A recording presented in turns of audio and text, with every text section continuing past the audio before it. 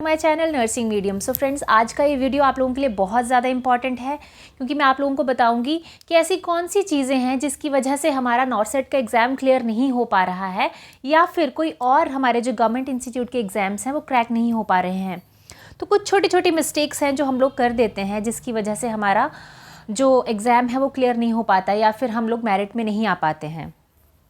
तो from a very beginning, जब से हम प्रेपरेशन स्टार्ट करते हैं, मैं उस पॉइंट से आपको बताऊंगी टिल द टाइम जब हम एग्ज़ाम देने जाते हैं, उस दिन तक हमें कौन कौन सी ऐसी मिस्टेक्स हैं जो अवॉइड करनी है।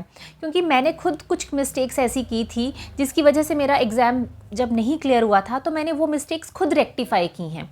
तो उस प्रैक्टिकल एक्सपीरियंस के, उस रियल लाइफ एक्सपीरियंस के बेसिस पे मैं आपको बताने जा रही हूँ। तो प्लीज़ वीडियो को एंड तक ज़रूर देखें और वीडियो अच्छा लगे तो लाइक ज़रूर करें और इसको आगे भी शेयर करें। और इन जो चीज़ों को मैं बताऊँगी अगर आपको अच्छा लगे तो अपनी रियल लाइफ में जब आप स्टडी करते हैं तो उसमें इम्प्लीमेंट भी ज़रूर कीजिएगा, देखिएगा रिज़ल्ट बहुत अच्छा रहेगा आपके लिए। तो सबसे पहला और सबसे इम्पॉर्टेंट पॉइंट, जब भी स्टडी करनी है नेगेटिविटी नहीं रखनी है माइंड में, बहुत पॉजिटिव होकर स्टडी करनी है। हमने जब स्टडी करने बैठना है तो दिमाग में यही नहीं रखना है कि यार मैं पढ़ रहा हूँ या पढ़ रही हूँ, पता नहीं मुझे समझ में आएगा या नहीं आएगा, या फिर मेरा एग्ज़ाम क्लियर होगा या नहीं होगा। भाई एग्ज़ाम जब आएगा तब क्लियर होगा या तब नहीं होगा वो बाद की बात है, लेकिन इस समय आपने फोकस मेन कहाँ रखना है, स्टडी पे। हमारा एक भी दिन, एक भी मिनट ऐसा नहीं होना चाहिए कि जब हम फोकस ना करें अपनी स्टडी पे। तो माइंड को हमेशा पॉजिटिव रख के चलिए और जब भी किताब खोलें तो उसको प्रोडक्टिव वे से यूटिलाइज़ करें उस टाइम को। ऐसा नहीं कि आप बुक खोल के बैठे हैं, ध्यान आपका कहीं और है, ऐसा नहीं रखना है। And second thing, continuity is the most important thing. Continuity in terms regular study रखनी है। आज अगर 2 घंटे स्टडी की है तो कल भी करिए, उस टाइम को धीरे धीरे इंक्रीज़ करिए। ऐसा नहीं है कि आज 2 घंटे स्टडी कर ली, फर्स्ट डे में आपने 8 घंटे बैठ के अच्छा सा सिटिंग प्लान बनाया, अच्छे से स्टडी किया, लेकिन सेकेंड डे आपका टाइम कम होने लग गया, 6 घंटे हो गया, फिर 5, फिर 2, ऐसे टाइम रिड्यूस नहीं करना है। कंटिन्यूटी होनी चाहिए, ब्रेक नहीं देना है। देखिए इस समय मार्च मंथ स्टार्ट हुआ है और एग्ज़ाम अप्रॉक्सीमेटली अगस्त सितंबर में होता है। आपके पास बहुत ज़्यादा टाइम है, तो इस टाइम पे अगर आप लोग अपना टाइम संभाल लेंगे तो आप जो बेनिफिट आपको मिलेगा वो किसी को नहीं मिलेगा। आपको जो बेनिफिट मिलने वाला है वो क्या है कि आपका नॉर्सेट एग्ज़ाम इजीली क्रैक कर लेंगे आप, क्योंकि इस टाइम पे हमारे पास सब्जेक्ट्स हैं वो हमें पता है कि कौन कौन से हैं, हमारे पास टाइम है वो बहुत ज़्यादा टाइम है, तो हम इजीली अपने सिलेबस को डिवाइड करके पढ़ सकते हैं और एक सफिशिएंट अमाउंट ऑफ टाइम है जो हम अपने सब्जेक्ट और स्टडी के लिए इन्वेस्ट कर सकते हैं। तो प्लीज़ मेक श्योर कि स्टडी में कंटिन्यूटी रहनी चाहिए, कभी भी ब्रेक नहीं डालना है। एक दिन का भी गैप रहेगा तो वो आपके लिए नुकसान है, ठीक है। नेक्स्ट आता है कि लास्ट ईयर के question papers.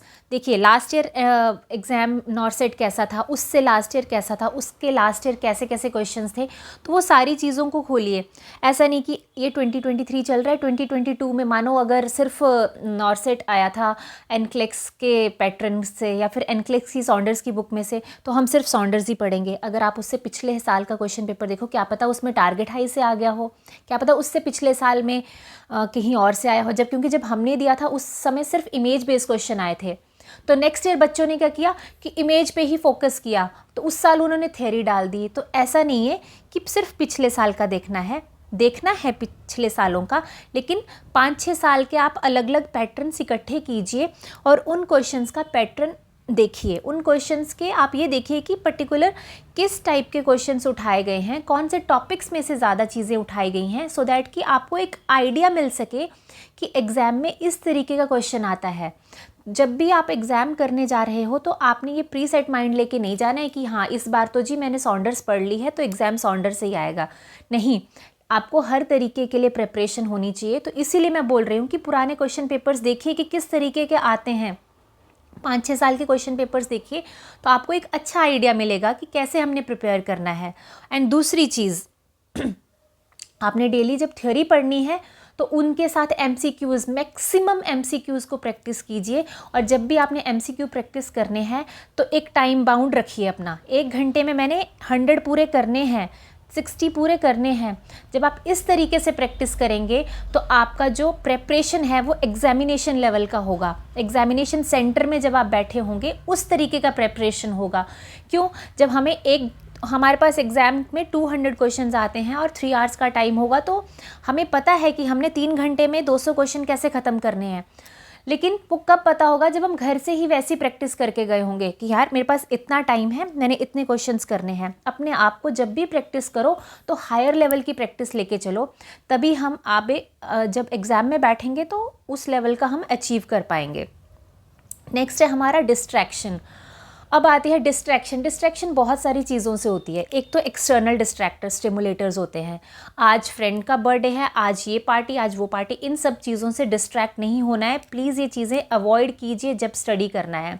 And second type की डिस्ट्रैक्शन कि हमारे इंटरनली हमारे जो अलग अलग थॉट्स आते हैं, तो उन चीज़ों को हमने अपने पे हावी नहीं होने देना है जब भी एग्ज़ाम के लिए प्रिपेयर करना है, क्योंकि ये चीज़ें मैंने एक्सपीरियंस की हैं। I am telling you the experience of my self. लेकिन जब मैं एग्ज़ाम के लिए प्रिपेयर कर रही थी तो मैंने क्या किया था, दिल्ली एम्स का, सिर्फ उस समय नॉर्सेट नहीं होता था, मैंने दिल्ली एम्स का एग्ज़ाम देने के लिए, तो my husband use to tell me कि आप स्टडी कर लो, मैं थोड़ा बहुत किचन में आपकी हेल्प कर दूँगा। तो what I use to do, मेरा मन नहीं करता था उस समय पढ़ने का, पता नहीं, मैं क्योंकि वर्क प्लेस से थकी होती थी, तो मैं वॉशरूम में जाके वहाँ पे टाइम पास करती थी, मैं वहीं बैठी रहती थी आराम से, या फिर मैं बालकनी में खड़े हो जाके वहाँ बैठ जाती थी। मैं पढ़ाई नहीं करती थी। तो मैं इतना टाइम, वो टाइम जो पर्टिकुलर था वो स्टडी पीरियड था, 3 या 4 महीने जो मुझे पढ़ना था, लेकिन उन 3-4 महीनों को मैंने अच्छे से जब यूटिलाइज़ नहीं किया तो उसका नुकसान मुझे क्या हुआ कि 1 साल पीछे चली गई मैं। क्यों? क्योंकि उस साल का एग्ज़ाम मेरे से क्लियर नहीं हुआ, तो मुझे नेक्स्ट ईयर एग्ज़ाम देना पड़ा। तो जो मेरे ही साथ के कुछ मेरे ही कलीग्स थे, तो उन लोगों का उस साल एग्ज़ाम क्लियर हो गया था, and they are 1 year senior to me. तो ये नुकसान हमें भरना पड़ सकता है। तो इस चीज़ को अवॉइड करना है हमने कि ना तो एक्सटर्नल स्टिमुलेटर से डिस्ट्रैक्ट होना है, ना ही इंटरनल स्टिमुलेटर से, अपने अंदर से भी डिस्ट्रैक्ट नहीं होना है, कि अपने थॉट्स से हमें डिस्ट्रैक्ट नहीं होना है। इसीलिए मैंने आपको स्टार्टिंग में ही कहा, सबसे इम्पॉर्टेंट पॉइंट है पॉजिटिविटी। पॉजिटिविटी मेंटेन करके रखिए, बहुत अच्छा होगा हमारे लिए। नेक्स्ट आता है सेल्फ मोटिवेशन। मैं आपको कितना भी समझा लूँ, पेरेंट्स आपको कितना समझा लें, टीचर आपको कितना समझा लें, आप तब तक एक्ट नहीं करेंगे जब तक आप सेल्फ मोटिवेटेड नहीं होंगे, जब तक आपकी अंदर की आत्मा आपको नहीं बोलेगी ना कि आप प्रिपरेशन कीजिए, आपने एग्ज़ाम क्रैक करना है, तब तक आपको कोई भी हेल्प नहीं कर सकता। तो ये चीज़ है जो आपने मेंटेन करके रखनी है, वो है सेल्फ मोटिवेशन। खुद को खुद से मोटिवेट कीजिए। जब आपने सुबह उठना है तो पहला दिमाग में पॉइंट ये होना चाहिए कि आज मैंने ये वाला सब्जेक्ट का ये टॉपिक कवर करना ही है, चाहे रात के 1 बज जाए चाहे 2 बज जाए। जब आप ऐसा सोच के चलेंगे तब ही आप एग्ज़ाम क्रैक कर पाएंगे, अदरवाइज़ आप कहीं ना कहीं खुद को ही लैक करते जाएंगे। एंड उसके बाद आता है आपका जो स्टडी मटेरियल है वो कैसा हो। आपने जो भी स्टडी मटेरियल फॉलो करना है, किसी भी कोचिंग इंस्टीट्यूट का कर रहे हैं या फिर खुद से नोट्स बना रहे हैं, तो मेक श्योर कि वो बहुत फाइन कंटेंट हो। फाइन कंटेंट का मतलब ये है, ऐसा नहीं कि आपने 10-15 बुक्स ओपन कर ली हैं, उसमें से आपने नोट्स बनाना स्टार्ट कर दिए, या फिर 8-10 अकेडमीज़ या फिर 8-10 कोचिंग इंस्टीट्यूट का डेटा इकट्ठा कर लिया, उसमें से आप बना रहे हो। तो जितना आप ज़्यादा मतलब डिस्ट्रैक्ट होंगे या फिर जितने मल्टी डायमेंशनल आप जाएंगे, आप खुद को उतना ज़्यादा और कंफ्यूज करेंगे। क्योंकि ऑलरेडी आपने बीएससी नर्सिंग कर रखी है या फिर जीएनएम कर रखी है, 3 साल 4 साल आप लोगों ने इन्वेस्ट किए हैं ऑलरेडी स्टडी में, तो आपको तो जस्ट ऑलरेडी आइडिया है, जस्ट एक और नरिशमेंट चाहिए, एक पॉलिश चाहिए आपको कि थोड़ा सा आपको कोई मॉडिफाई कर दे, एग्ज़ाम में कैसे क्वेश्चंस आते हैं या फिर एग्ज़ाम में कैसे क्रैक करना है उसके लिए। तो आप उस चीज़ के लिए उतना ही कंटेंट फॉलो कीजिए या फिर उतना ही आप स्टडी कीजिए कि आपका डिस्ट्रैक्ट ना हो, माइंड कंफ्यूज ना करें आप अपने आप को। क्योंकि जब हम ज़्यादा चीज़ें फॉलो करेंगे, उस एकेडमी का भी लेंगे डेटा, उसका भी लेंगे, उसका भी लेंगे, सब जगह से डेटा इकट्ठा करेंगे, तो हमें खुद को ही कन्फ्यूज़न होगी। 1 या 2 का डेटा होगा, उसमें से स्टडी करेंगे तो वो हमारे लिए नोट्स बनाने में हेल्प करेगा। 1 या 2 या 3 बुक्स ले लेंगे, वो हमारे लिए हेल्पफुल होंगी। लेकिन जब हम मल्टीपल बुक्स को ज़्यादा फॉलो करने लग जाएंगे तो हमें थोड़ा सा प्रॉब्लम आ सकता है। तो इस चीज़ को आपने आपका ग्रैस्पिंग पावर कैसा है और आपका हैंडलिंग कैसा है मल्टीपल कंटेंट को लेके, वो आपने अपने हिसाब से देखना है। तो इस चीज़ का प्लीज़ ध्यान रखिएगा। अब नेक्स्ट चीज़ आती है, वो है कि कोचिंग लें या ना लें। तो देखिए, मैं बिल्कुल कोचिंग के फेवर में नहीं हूँ, मैं ये नहीं बोलूँगी, या फिर मैं कोचिंग के अगेंस्ट हूँ, मैं ये भी नहीं बोलूँगी। Personally what I had done, मैंने कोचिंग नहीं ली है, हाँ मैंने टेस्ट सीरीज़ फॉलो की थी, बट मैं ये बोलती हूँ कि सबको कोचिंग की ज़रूरत नहीं है। बट ऑन अदर हैंड ऐसा भी नहीं है कि कोचिंग नहीं लेनी है। कुछ बच्चे ऐसे होते हैं जिनको पढ़ने के लिए किसी की गाइडेंस की ज़रूरत होती है, तो वो बच्चे ज़रूर कोचिंग लें, क्योंकि अगर हमें थोड़ा सा गाइड करके अगर हम एग्ज़ाम क्रैक कर पा रहे हैं, थोड़ी सी फ़ीस पे करके अगर हम एग्ज़ाम क्रैक कर पा रहे हैं, तो डेफ़िनेटली मुझे कोचिंग लेनी चाहिए। बट हाँ, अगर मैं खुद से पढ़ पा रही हूँ, मैं इतनी सेल्फ मोटिवेटेड हूँ कि मुझे कोचिंग की ज़रूरत ही नहीं है, तो फिर मत लो कोचिंग, क्योंकि आप अपना पैसा वेस्ट कर रहे हो, फिर आप अपना टाइम भी वेस्ट कर रहे हो।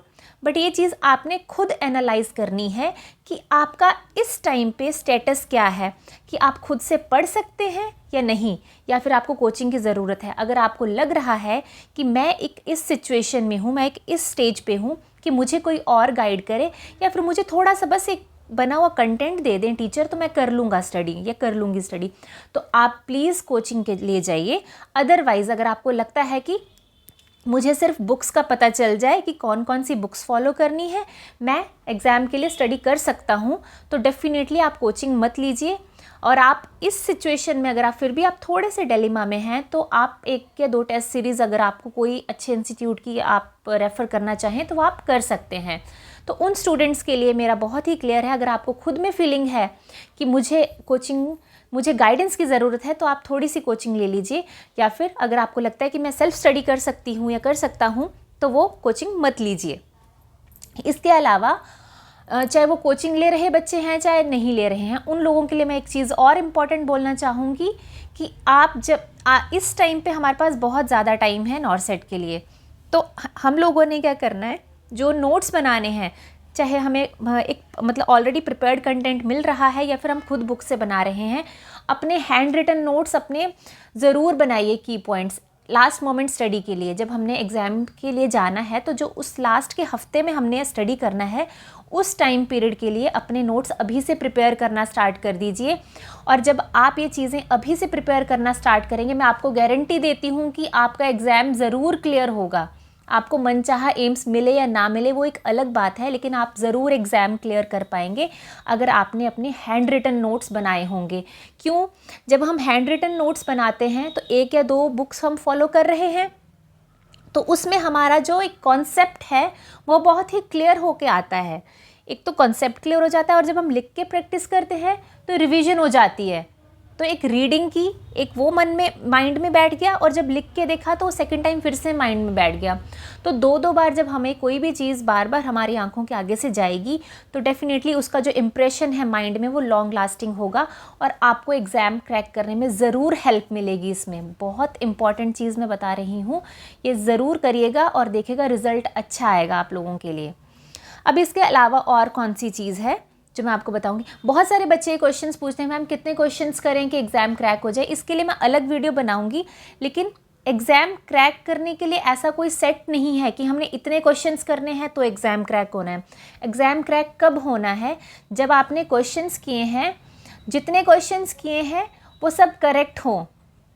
अगर वो सब करेक्ट नहीं भी हैं तो कम से कम हमारे नेगेटिव हों। जितने लीस्ट नेगेटिव होंगे उतने ज़्यादा हमारे मार्क्स आएंगे, और डेफिनेटली हमारा रैंक अच्छा आएगा, तो हमें एम्स मिलेगा, हमें जॉब मिलेगी ही मिलेगी गवर्नमेंट। देखिए, ऐसा नहीं है कि आप 200 क्वेश्चंस करके आ जाओ, 150 आपने गलत कर दिए तो 50 ही बचे, उसके मार्क्स भी नहीं आएंगे, आपके तो मार्क्स ही नेगेटिव आ जाएंगे। तो ऐसे में एग्ज़ाम क्लियर नहीं हो पाएगा। तो ये जो थॉट है कि कितने क्वेश्चंस करें कि एग्ज़ाम क्रैक हो जाए, तो कितने क्वेश्चंस वाला जो एक हमारे माइंड में एक सेट बैठा है वो बहुत ही अलग फैक्टर है, तो उसके लिए मैं आपको अलग से बताऊंगी। लेकिन इसके लिए मैं एक चीज़ बोल रही हूँ कि नेगेटिव मार्किंग मैक्सिमम अवॉइड कीजिए, कम से कम नेगेटिव मार्किंग कीजिए। जब हम एग्ज़ाम देने जाते हैं तो वो हमें एक पेपर और पेन देते हैं उस समय, तो जो आपको डाउटफुल क्वेश्चन लग रहा है ना जहाँ पे आपका, तो उसको आप साइड में लिख लीजिए रफ वर्क वाले पेपर पे कि इसको मैंने फिर से रिव्यू करना है। वैसे तो स्क्रीन पे भी आप वहाँ पे हमारा रिव्यू मार्किंग क्वेश्चंस रहते हैं, बट आप उनमें से भी कुछ इंपॉर्टेंट लग रहा है कि इसको मैं शायद फिर से रीड करूँ तो मुझे याद आ जाएगा आंसर, तो उन क्वेश्चंस को अलग से लिख के रख लीजिए। तो आपका ज़्यादा अच्छे से आप उनमें से भी, जैसे मानो अगर आपके 10 क्वेश्चंस भी डाउटफुल हैं, आप उनको फिर से रीड करेंगे तो शायद आपके 1 या 2 फिर से सही हो जाएं। तो जब आपने एग्ज़ाम करना है तो 1-1, 2-2 क्वेश्चंस भी मायने रखते हैं। तो ये आपने चीज़ ज़रूर ध्यान रखनी है कि अटैम्प्ट कैसे करना है क्वेश्चन। एग्ज़ाम में अटेम्पटेशन कैसी होनी चाहिए। और सबसे इम्पॉर्टेंट चीज़ कि जब भी एग्ज़ाम के लिए जाना है एक पॉजिटिव माइंड से जाना है, जो मैं हमेशा आपको बोलती हूँ पॉजिटिविटी बहुत ज़रूरी है एग्ज़ाम में जाने के लिए, बिल्कुल स्ट्रेस होके नहीं जाना है। So this is all about कि कौन सी मिस्टेक्स नहीं करनी है हमें। सो आई होप कि आप लोगों को ये वीडियो अच्छा लगा हो। अगर अच्छा लगा है तो डेफ़िनेटली इसको लाइक कीजिए, जो चैनल पे नए हैं वो सब्सक्राइब ज़रूर कीजिए मेरे चैनल को, और प्लीज़ जुड़े रहिए मेरे साथ ताकि मैं आप लोगों को और ज़्यादा इन्फॉर्मेशन दे सकूं। और अगर आपको किसी को भी कोई डाउट है, you can directly contact me, you can ask me in comment section, I will always be please to answer your questions. Thank you so much, take care, bye bye.